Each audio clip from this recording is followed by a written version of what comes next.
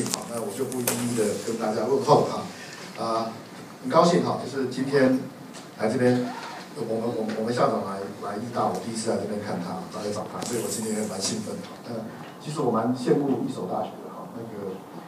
那个肖校长在中兴大学7年，就刚才校长特别提到，包括这个牛樟芝是他那时候很注重的看重的一个主题。除了这个主题之外，中兴大学在校长7年的领导底下，其实我们在科研的方面，就是特别在学术研究，把一个以农业这个立校的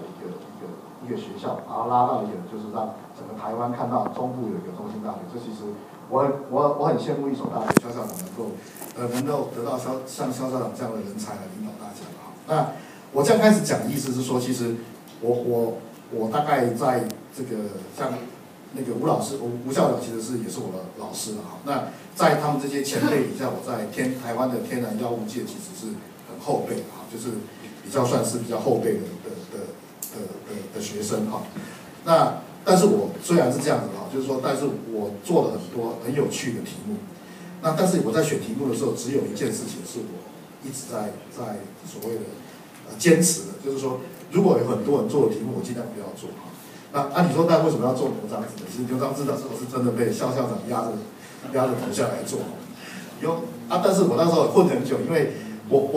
因为今天要讲的东西很多啊，但是我就有2段东西跳过去。其实牛樟芝在肖校长还在中研院的时候就开始在做了。他们实验室在做第一个就是去做所有的 EST 的 library， 就是他把做的牛樟芝的晶片，所以他可以他们那时候出了一系列的这个报告。那很多功能性基因体，不过那时候校长做的东西不是跟药效有关系，他做的是很多 lipase， 然后做很多的这个就是一些这个特定的有功能性的基因的研究。那时候我太太刚好在肖校长的实验室做 postdoc， 所以那时候他就说，那你能不能帮我去看这些表达出来的酵素到底有什么样的function？所以我那时候跟牛樟芝是这样开始，就是说去看他们 clone 出来的 gene、express 出来的 protein 能够有什么样的这个方面。那我记得大概也出了大概4-5篇那样子的报告，在肖校长当还在中研院在中兴大学的时候。那其实我跟牛樟芝结缘，其实真正开始做事我记得那时候我们是跟国家型的办公室校长那时候当总主持人，一共分了4个主题。那有一个主题也是高医大林俊清老师他们那边他们负责做保肝，然后校长那边做功能性基因体，那我负责去做他的一些代谢体学的研究，就从那时候开始做。然后后来就是今天那个林董在这边立德，后来也透过国家型办公室继续做。所以我今天的题目是说，其实这个保健食品到国家认证的保健食品，我想在座的各位先进大概知道，其实这个是一个你说难也不是太难的，但是如果说这个做到保健食品这样的规模，这个规格的话，其实它基本上从安全性跟效果大概都要被认证的。那所以在台湾到目前为止，大概有3家的公司，就是我们大家熟悉的葡萄网，然后就是因为今天是做产业嘛，所以我讲公司应该没关系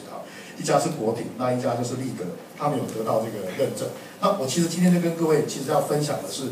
比较算前半段，就是说在实验室做的事情。那等一下林庆忠林董也会跟大家来分享他们公司的一个这个心路历程，就是说在台湾做生技产业也是蛮心酸的所以我大概是这样的。那其实今天我们也很荣幸，因为等一下如果说大家对牛樟芝有什么样的问题的话，其实吴校长在这边，其实他们最近他们实验室他们的 group 做得非常好，非常多，然后也有一篇在一个很好的 journal 上面去review的文章。我介绍各位如果有空的话可以去看那篇文章，其实会有一个更完整的这个全貌。好，那我就开始今天的东西。那这些从这张 slide 开始，这个大概是2-3年前的一个在苹果日报上面的新闻。他说的6公斤的牛樟芝会拍卖到355万的高价，这是台东处的一个新闻事件那事实上现在大概也是这个钱不会差太远了，大概现在好的牛樟芝1两大概可以卖到1-2万块钱，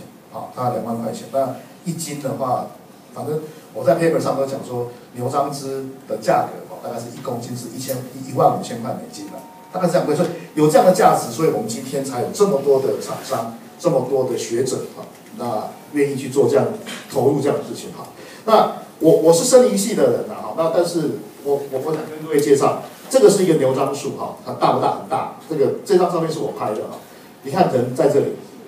好，那这个地方其实在这个保护区里面，大概还有300多棵像这样的牛樟树，所以你看就是这样子的，人可以钻进去里面去，可以看到那个长在里面的东西。所以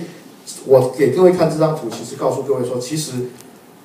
森林的资源是要去利用才是有用的。那如果在那边放在烂哦，那其实也没有什么意思了。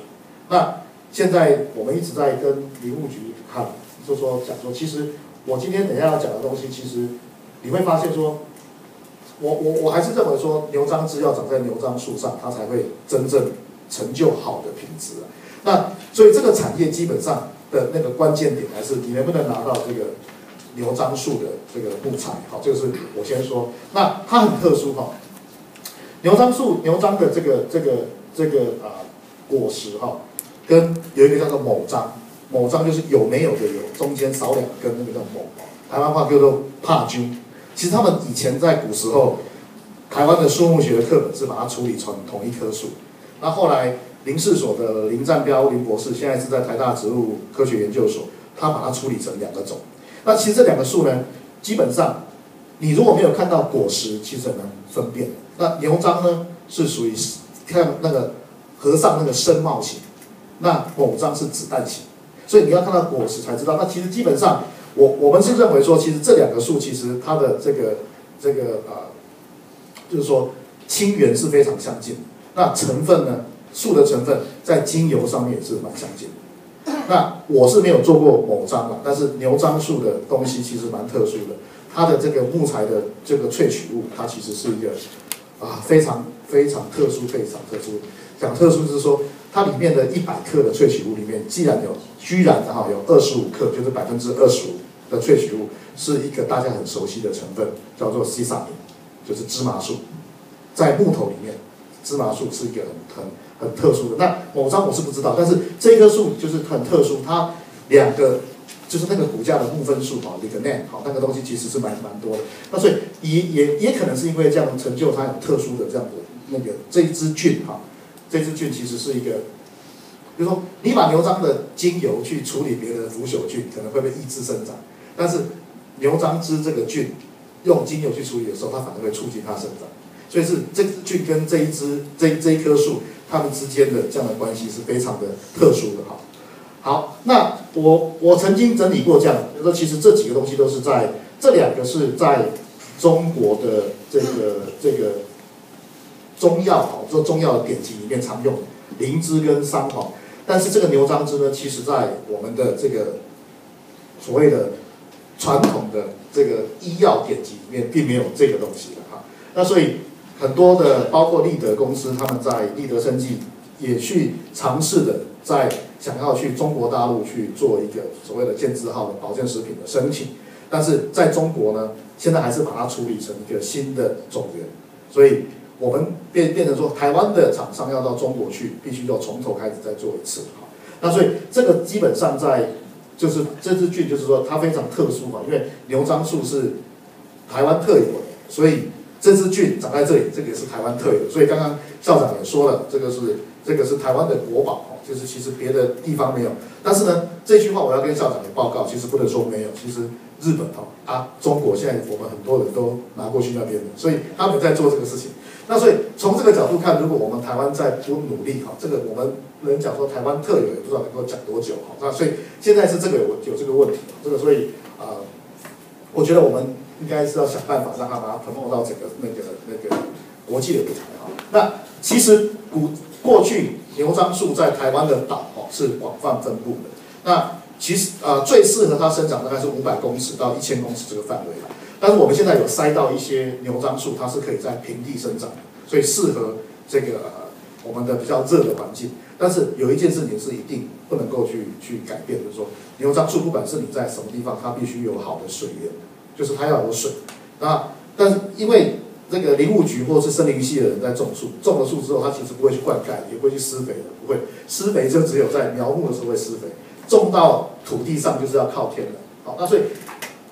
你说你要去种了树之后，要让它去灌溉，这个事情对林务局来讲是一个很奇怪的想法。但是我要说的说，其实如果你要把它去看，好，现在1公吨的这个牛樟的木头可能可以卖到40万左右。那这样子的钱，其实就是一个农作物，其实它就是可以用集约式的农业的经营。所以，如果要种牛樟树，你还是必须有喷灌的这个设备啊。那这个其实在过去，在为什么会这么珍贵？因为牛樟汁大家认为说它对一些癌症，特别是肝癌，或是一些解毒，或是一些像肚子腹泻或者一些疼痛，甚至于对高血压都有这样的活性那也就是因为这个理由，让它就是变得很神奇、很神秘，1公斤可以卖到这个15000块的美金，大概这个钱不超过我讲这个不超过大概超过这个钱，你可以还是大家抢着买。如果是真的好的品相的话，大概是就是会去买这个东西。那这个是我在 PubMed上去用 Androdia 这个学名去收集的它大概其实到上个礼拜应该有220几篇了就是以这个学名去收的报告。那另外有一些老师喜欢用台湾的 Fungus， 现在大概是20几篇，所以加起来目前为止在这个网络就是 PubMed 这个资料库大概有将近240篇这样子的关于牛樟的研究。所以你说他到底像那个我们林务局长他就常说一句话，牛樟汁他不相信的，他认为说他不能致癌的，他没有办法让国人致癌，但是会让土地得癌症他常常这样说。但是我是觉得说，不管你相不相信，但是你看看学界可以共同发表这么多的文章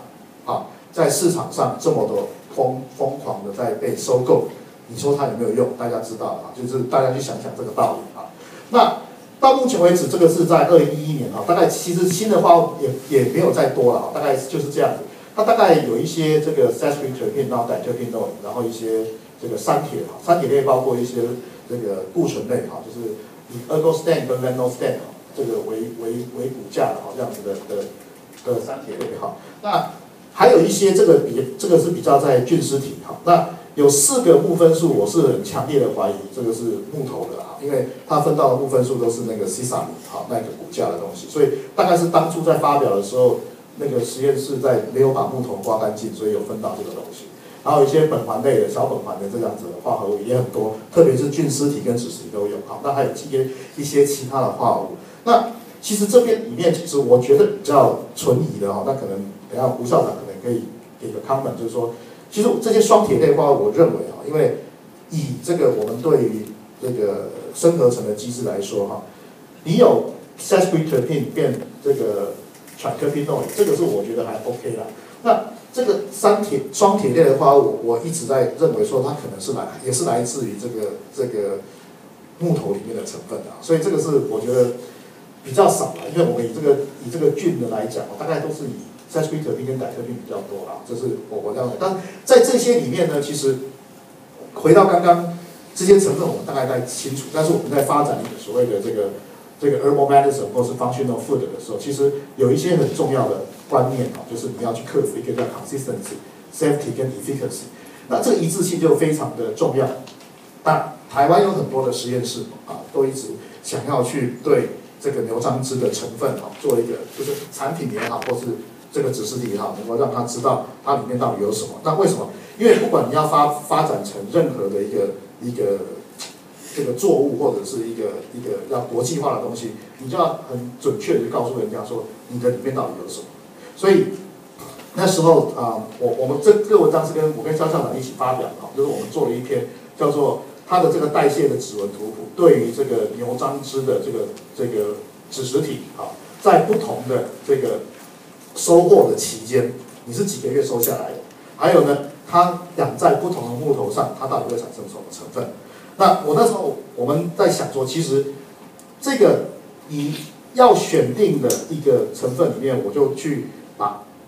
过去的文献几乎每个人都会分到的成分，把它拿出来当做一个所谓的 index compound， 然后在实验室把每一个成分把它 purify 出来之后，然后去做减量线。所以我们可以来看这个，但是我们选的3个这个 index compound， 就是从这个 fruiting body， 就是那个脂实体里面拿到了，我们认为这样子的东西是可以来代表这个牛章的指示体。好，那这个 standard， 然后我们有不同的 line 哈，就是都在9个月，有3、5、7、9这个4个从不同地方拿到的 line。那其实我们现在做更多，现在做的这个分析大概超过50种不同的来源。但是你看到这些这个 index compound 在每一个 line 大概都看得到，除了这一支比较烂一点哦 ，AC5 这一支比较差，但是你还是看得到有它的存在。那我们就选了这个 AC9 的这一支哈，我们在不同的这个收获期间，3个月、6个月、9个月跟12个月，各位可以清楚的看到，它在9个月到12个月的时候，它可以表现其实几乎差不多的，所以基本上它在9个月就可以达到成熟了，就是我们希望看到的东西。那我在这里特别的标了几个化合物在这边哈，各位请看哈，这个是一个这两个化合物。好，这两个化合物是 Lano-Stan type 的，就是你看到这14号，这个14号位置有一只甲基，那这个其实这两个化合物就这一支跟这一支哈，它其实在这个菌丝体跟指丝体都有，好，牛章的菌丝体，那它们在别的菌种也被发现过。那其他的像这几支哈，就是说你看这一类的，这个是 Ergo-Stan 14号这一支不见，这个酸 migration 到这里来哈，变到这里来哈。这个酸板是在这个地方，跑到这边。那这个骨架的东西哈，是 Ergo-Stan type 的这个 Triterpenoid。那这两个东西的差别哈，就是说 Ergo 这个叫做我们喜欢，有些人把它叫做樟脂酸，就是说它牛樟脂里面特殊的一个骨架的化合物哈，就是说这个东西我们叫做樟脂酸。那从这边可以看到，其实在菌丝体是没有，那别的菇哈大概也看不到它，所以这个是一个非常重要的一个指标哈。那我们后来把它牛章这个菌把它长在这个香山上面，就是我们那个一般的福州山上面，也把它长在一般的樟树上面。那这3个不同的 substrate 来看，其实你看到这一个在这个香山跟樟树这2只还在，但是其他的好像量就不多了。我不能说它没有，像这个其实这一只也是有，但是它的生长9个月它就长不好。那还是要在原来的木头上，其实看得到它会比较好的东西。那我们也很在这边我们有一个非常有趣的发现，这个是肖校长的实验室做的一篇报告哈。当初他们做了这一篇发表在 JFC 的时候，那时候好像觉得说就是一个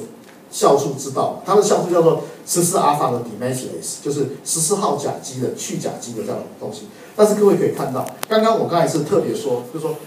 樟脂酸会脱掉那一只甲基，然后在这个原来的菌丝体，那我们也看到，其实在 fruiting body 的时候，这样子的酵素才会大量的表达，所以它是在一个生合成里面非常重要的一个 key 的 enzyme 啊。所以后来我们在后来的 paper 我们去把它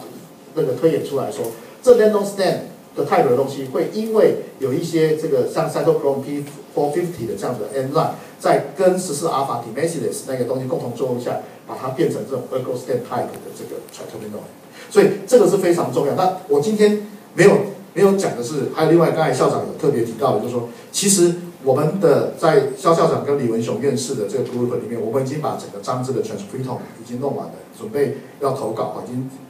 draft 我们已经都看过了哈。但是里面有一个非常重要的关键，就是说，我们从那个 database 里面，我们找到了一系列这个 Triterpenoid 的生合成的这个酵素，包括这个14阿尔法 demethylase， 我们把它放到这个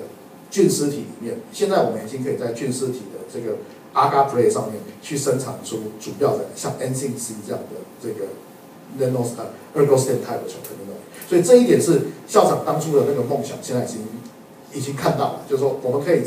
不用经过这个变成菇这个过程，就可以在菌丝去产生这一类的化合物。那这个目前正在整理这样的 data， 不然就看校长他们决定到底要先写专利还是要先发表应该是会先写专利的猜哈。所以这个是我们现在做到。所以那时候有一些就是我们认为说我们有指纹突谱可以来辨识真伪，其实我们现在看到大概是没有问题的，就是说大概。整个大概花大概1个多小时吧，我们大概可以告诉你说，你的东西到底是不是真正长在这个牛樟树上的这样子的那个菇类哈。好，那我想接下来我介绍一些我们实验室最近做的东西，包括这1、2个月发表的就是说我们一直认为说，其实很多的疾病是可以用中草药或功能性食品来做一个预防或是做一个治疗啊。那特别是就癌症啊、心血管发炎好，那感染性的疾病，然后中枢神经的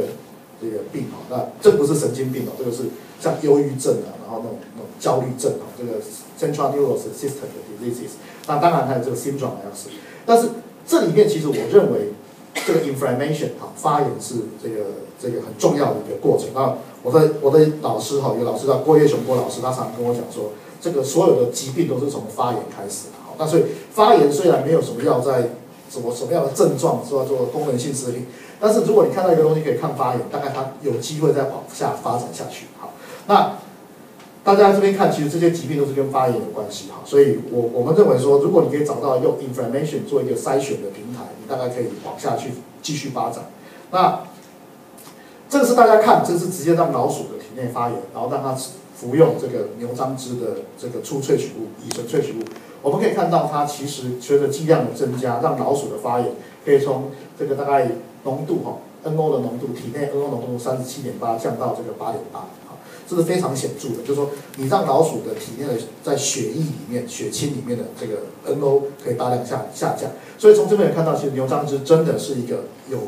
很好的抑制发炎的这样子的活性的东西。所以我们在这里面很幸运的，就从这个一个叫做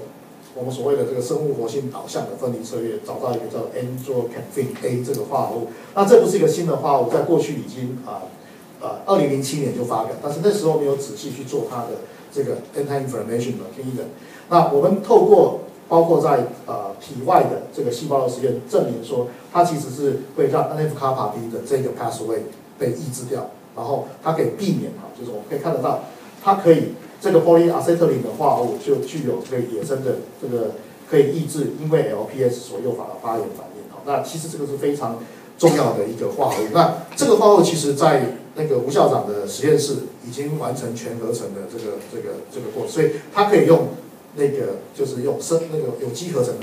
但是那时候看到好像我记得我们那个收率不是很高，大概收率大概在10% 以内，所以这个地方还是可以直接。但这个骨架它比较特殊，它是一个 polyacetylene 就是它有个那个3键，然后跟那个双键共轭。那其实，在牛樟芝的这个指示里面，这类的化合物还有大概3、4个，蛮多的所以这个东西其实它具有很好的这个抗发炎的那个反应。那除了这个之外，其实事实上牛樟芝的主要的，这是我刚才列出来的3个这样化合物，不是只有 Androcanfin A 有抗发炎，其实每一个都抗发炎都不错。好，所以它基本上是一个集体的共同的这个努力，会让这个发炎的那个效果会提升起来。好，那我们跟这个曾志正老师学校曾志老师，他也去用这个分子的这种去推测，它其实它是会 mimic 这个 glucocorticoid 的这样子的反应，就是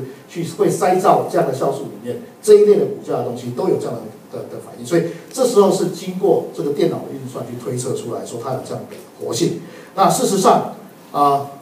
其实人工的樟芝，你只要透过这样的那个培养，就是你只要长在真正的这个树头上，它其实大概都是具有这样的，就是因为它能产生像那一个 group 的这种化合物在里面。那这个好像是我昨天才收到，就是说这其实我们那个化合物有其实日本的专利也公告了，那就是这个台湾的专利现在也拿到，就是对于刚才那个反应发炎的东西。那有一个问题就是说，刚才我有讲说，其实这个牛樟的木头是很难拿到，但是有没有透过生物技术可以来做一些像这样的有用的东西呢？那所以很多的厂商在台湾就是想办法，就是用不同的培养条件去生产这个牛樟的菌丝体，看它是不是有这样的活性。但其实平常我大概有14次菌丝体了。那这个我举的例子就是说，我们用这样的材料，就是立德公司的这个生产的这个固态培养的这个指丝体呢。我们这个是经过我们那个卫福部认证的这个第190号的这样健康食品，我们用这样的原料去看它到底是不是也有我们刚才所说的那样的活性。好，那这里面其实一共最近有3篇报告，这是在比较早的这2011年的，我们去证明它里面有一个他们立德所生产的那个菌丝体有一个叫 androquinone。那事实上这个化合物其实在固态培养大概都会有这样的。东西，不过它是一个蛮 major 的哦，它可以透过这个 NRF2 的这个 activation 去抑制因为有酒精所诱导的氧化的压力。好，那另外一篇报告是最近我们也把这一篇这个产品跟肖校长他们一起把它发表，就是说它可以有一个叫做除了刚才那个 androquinone， 其他的那一个 group 的东西，我们可以发现它具有这个癌症的化学预防的这个活性，其实主要就是体内的抗氧化跟抗发炎。那这两个东西其实我们还是来看这个是他们公司的这个立德所生产的一个菌丝体，大家看它其实它跟这个我们刚才看到的这个脂实体的这个成分，除了这一个之外，这两个骨架的东西这个31个碳的 Lanostein type 的是一样的之外，其他的大概是不一样的化合物。所以我们在这里面把它做出来之后，其实我们开始来想，它到底吃到动物体内到底会怎么样？那很多的做食品的这个实验室，保健食品实验室，他们在做抗氧化的时候，喜欢用这个我们讲的这个体外的实验，就是说你用一个自由基，然后加你的 action 进去，看能不能把自由基拿掉。那事实上，大家想一想，这个事情对不对？因为你吃到肚子里面，还要透过胃酸，还要再透过这个所谓的肠胃道的消化，你的体外的这个 antioxidant 的这个 acid， 其实它只能当做一个 index， 其实不能真正的表现它所谓的活性。那我们实验室用另外一种方法它就是我们把老鼠拿来，然后让它吃牛樟芝，先吃个10天。10天之后呢，我们再让它去产生这个氧化的压力，让它去喝酒了，就简单的说就是喝酒。喝酒产生氧化压力，你会发现这个它的体内的血清里面的抗氧化的当量就会下降，是把血抽出来看。所以我们可以看这个大概是400多，就是一般的老鼠没有做过的，就没有吃牛樟芝，也没有用酒精去处理的。但是呢，如果没有吃牛樟芝的话，你会发现它的抗氧化的总能量，就是血液里面的这东西会马上下降大概到200多。那开始如果同样的有先吃了1000、250、500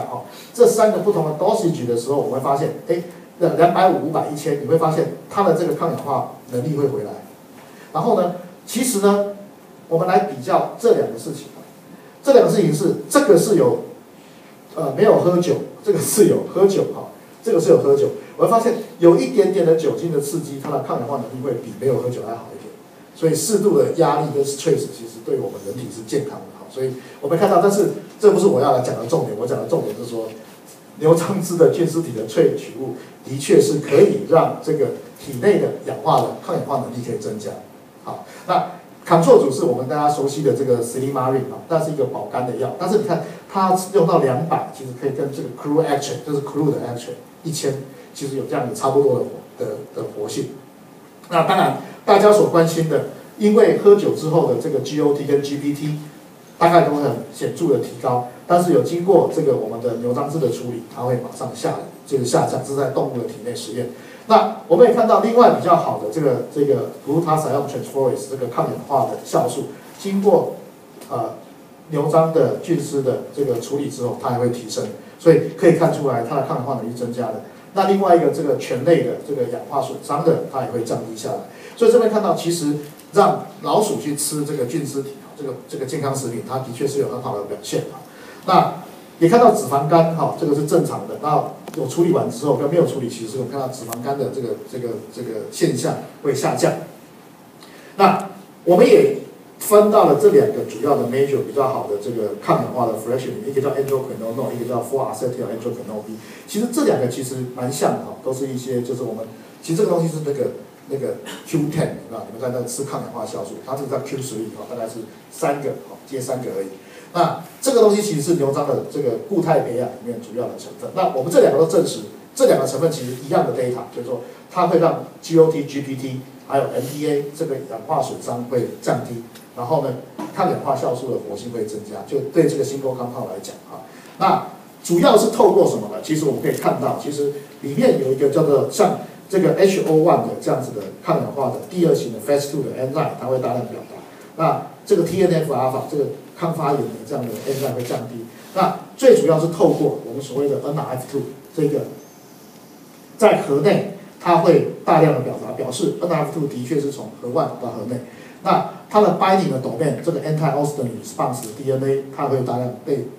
binding 在。所以这些 data 其实我可以用这个卡通图来跟各位说明。其实 NRF2 本来是在核外的，那它经过这个牛樟芝的处理完之后，它会translocate到这个 nucleate 里面，到核内，它会去跟这个 ARE 就是 anti-oxidant response element 所 binding， 去启动 phase 2的 enzyme 的 gene， 然后让 phase 2的 enzyme 表达出来。所以这样子的过程让我们知道，就是说证明说，其实你服用牛樟芝在动物体里面或者细胞里面都有这样子的，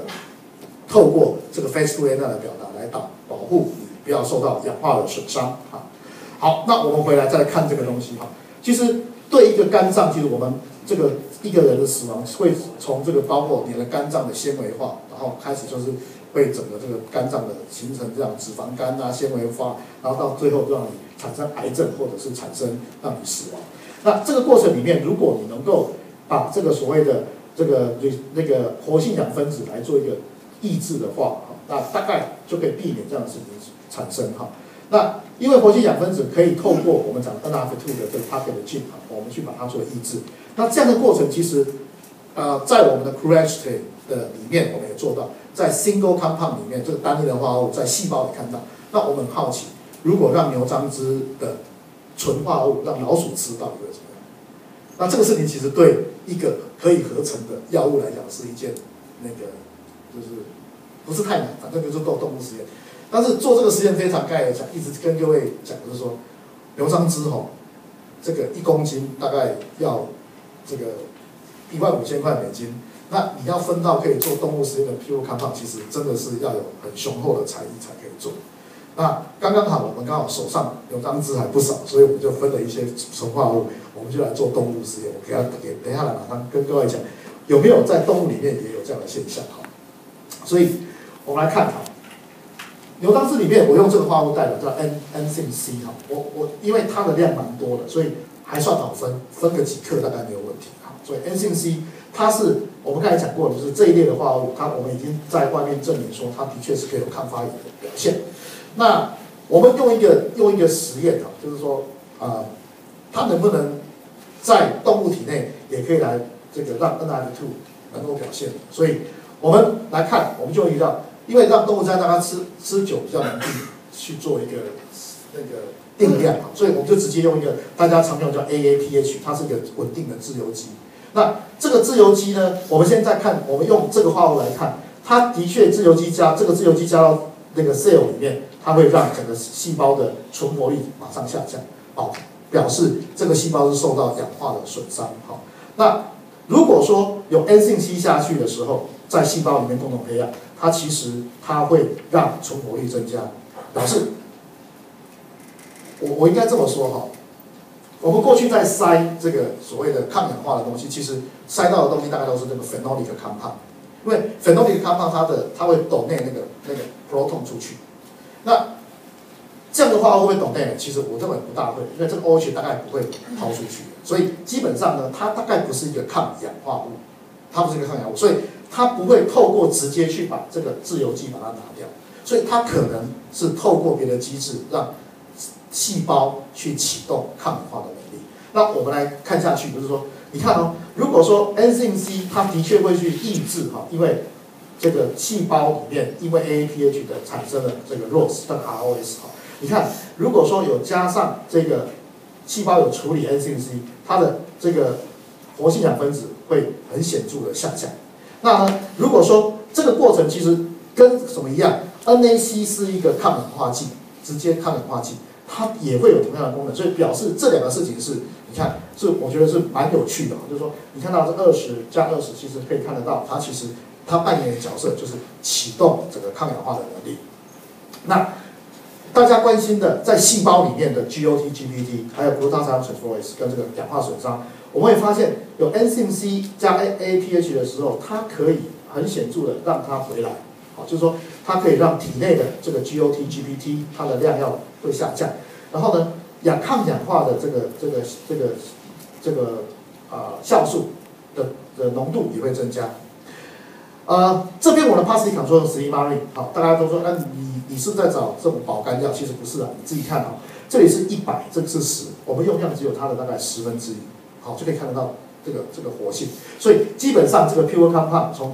牛樟芝拿到的化合物，的确是可以启动这个体内的，好，不是体内就是细胞内的这个抗氧化的这个活性。那当然，其他的我们也看到，包括 HO1、NQO1 这个GCLC 跟 NRF2， 经过 N 性 C 的处理，好，我们可以看到有 N 性 C 加 AAPH， 它可以表达出来，好，你看 AAPH 都是有 AAPH 都比较低，然后 N 性 C 下比较提高，所以这几个第二型的这个抗氧化的酵素，其实在细胞内里也是会不出来的。那我们来看哈，这个是我们用这个去展好细胞的 NRF2， 那这个是我们讲的这个 DAPY 是它的细胞核。我会发现这两个把它重叠在一起，我们可以看到 NRF2 的确都在细胞核里面表现出来，所以我们证明了说，其实经过这个 N 性 C 去处理这样子的 cell， 好，我们可以让整个的这个抗氧化的在体内啊细胞里面可以大量去表达出来啊。那一样就是 NRF2 的这个酵素，好，我们把 NRF2 做 silence， 就是把它做一个就是把这个基因关掉。我们可以看到，其实你有关掉的，其实我们看到这是 control 组，那 NRF2 它在处理完之后关掉之后，它其实看不到。所以我们可以发现，它的确是会去跟 NRF2 去启动它。如果你把它关掉，就不会有表现。那再下来，我们看到，其实这也是要把 knock down 这个肝细胞里面用 N 性 C 去把 knock down 的这个 cell 去knock down 的肝细胞去用 N 性 C 去处理。我们看到，其实从这边也是证明说，其实它真的是很 specific 会去跟 NRF2 做一个反应哈。那当然。我们看到 NRF2 的表现可能会有 JNK 或 ERK 或是这个 P38 或 PI3K 的表达。后来我们发现它其实跟 ERK 是无关的，它主要是跟这个 PI3K 跟这个 JNK 跟这个 P38 有关。好，就是我们看到说它的这个整个路径是如此的。那为什么这个氧化的东西会让我们体内？这个大家证明过，只是我们在这个实验里面再告诉大家一次，就是说，其实因为有这个自由基的处理，我们可以感到这个 apoptosis 会变多哦，这个的 cell 会变多，所以我们也来想知道 N 性 C 是不是透过让细胞不会产生这个 apoptosis 程序性死亡，来避免这个细胞的死亡哈。所以我们也看到，包括有这个 N 性 C 处理哦，20 micromolar 去处理的时候，我们看 cytochrome C 的表现会变低，然后 caspase-9 哈会下降，然后等等的，所以整个基本上就是我们看到它的确是去抑制这个 apoptosis。那我们也看到，我们用这个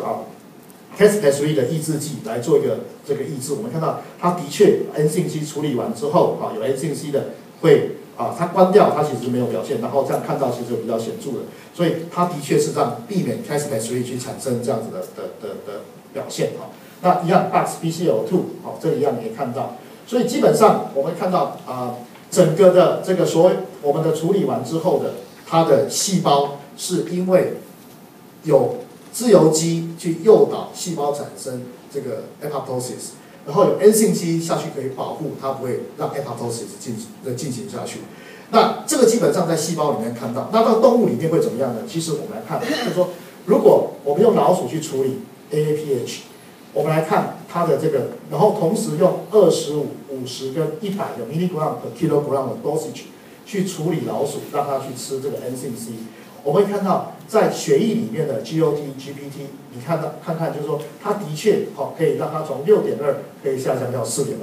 这个可以从4.2降到3.4。那glutathioneum呢 ，transferase 呢，它可以让甚至会更提升，从97会提升到162。那这个经过 AAPH 处理的话，会显著的下降到54。所以从这里面看到，不管是在肝的组织，或是这个血液里面血清里面，我们都可以看到，它的确是可以有很好的这 N 性 C 会让glutathioneum transferase 大量表达。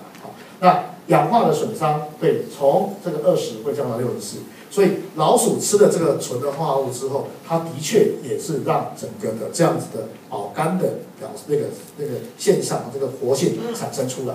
那我们把肝脏拿出来就是说 liver tissue 看到，我们用这个 HO1 跟 NRF2 的这样特定的 antibody 去讲，我们发现25、50、100我们都可以看到，在肝的组织里面，这两个酵素它的表现是比这个没有处理的更多，所以也去证明说 N 性 C 可以让处理完的小鼠之后，可以让这样子的氧化的酵素大量的表达。好，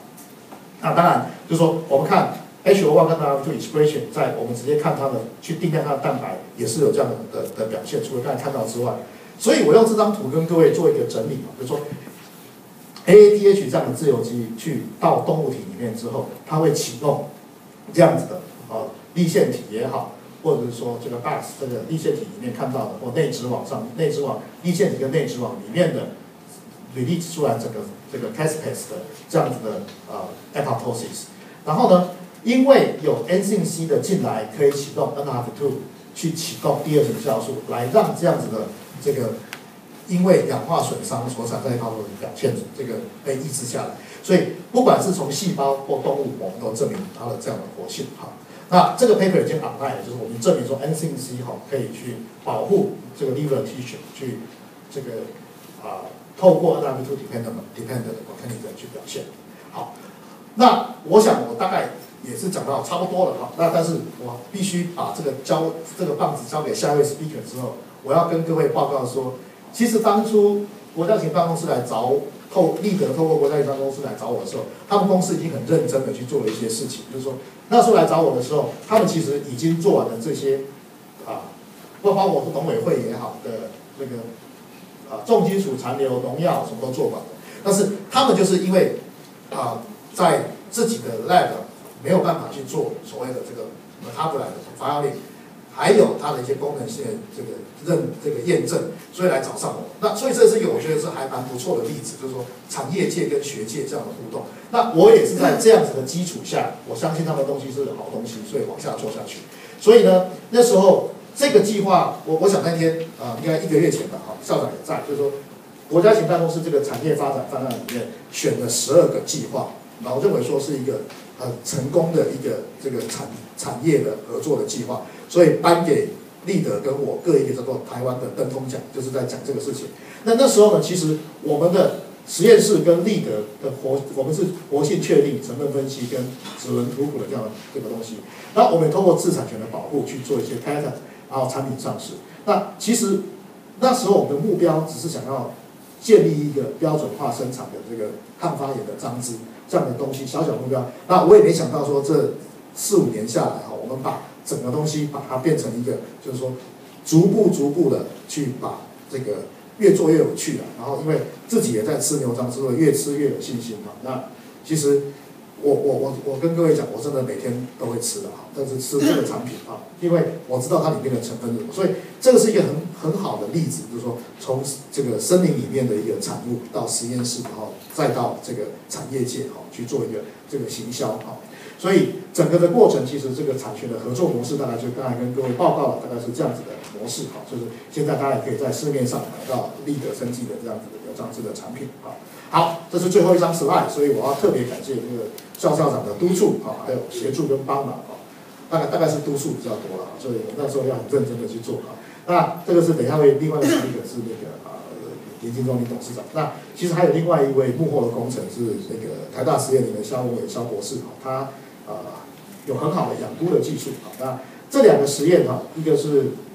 林彦良这个下一次会讲到的东西，如果有机会的话，就是在他的手上已经把一些三铁类的合成的基因大概都已经确定它的酵素的活性。然后这个谢以新，他现在在这个 UC Davis 做 postdoc 他做了一些这个肝的东西，这个可以跟校长推荐一所大学应该可以引入他进来。然后这个是我太太她大概是这个屈芳华屈博士，那她在也是在校长的督促底下，我们牛樟芝的这个基因体跟转录体做的还不错我觉得还不错。那这是我的研究室的团队，包括我的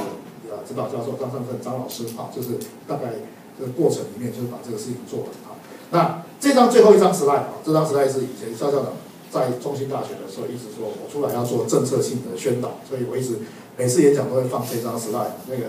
这个是那个惠春林场这个很漂亮的这个生物多样性这个都是我们自己拍的照片有咖啡，有各式各样的虫花，咖啡到昆虫猴子，这个猴子已经多到很讨厌。然后这个蓝雀更讨厌哦，这个台湾蓝雀哦，这个吵到快受不了。那个吴校长也知道哦，他还有他比较特殊，他有去更神秘的地方，这边没有秀出来，因为现在进不去的，那个路进不去的。野溪温泉可以在裸汤这个。不过那时候校长在中心的时候有叫我把温泉拉上来，所以我们也欢迎我们南部这边的各大学的老师跟同学到惠顺林场来玩。那当然这个讲出来的话就要负责任啊，一样就比照中兴大学教职员生的这样的优惠啊，欢迎大家来叫那个惠顺林场玩。我讲话一定负责任啊，就是来啊，就打电话，这个电话打过来啊。我欢迎大家来中兴大学玩啊！好，我讲到这边，谢谢大家，谢谢。